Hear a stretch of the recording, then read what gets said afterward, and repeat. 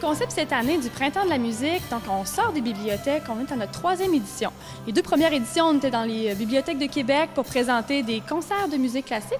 Mais cette année, on investit les lieux patrimoniaux du Vieux-Québec pour créer un parcours en 3 jours. Donc, l'idée, c'est que les gens découvrent toutes sortes de... la diversité de la musique classique à Québec. On pense parfois seulement à l'OSQ, au Violon du Roi, mais on a 15 organismes patrimoniaux et 15 organismes musicaux qui se sont impliqués là-dedans.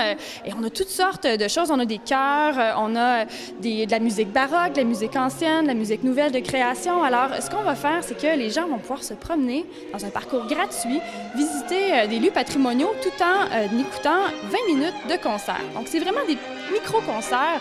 L'idée est de nous donner une petite idée de à quoi ressemble, par exemple, le répertoire du Club musical de Québec.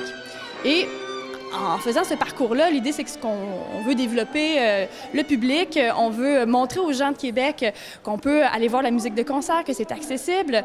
Et en voyant ces petits concerts-là gratuits, bien, l'idée, c'est que peut-être qu'à la prochaine saison, il y ait envie de s'acheter des billets de concert pour découvrir le Chœur des Rhapsodes, découvrir d'autres organismes avec qui on travaille donc dans cette édition-ci.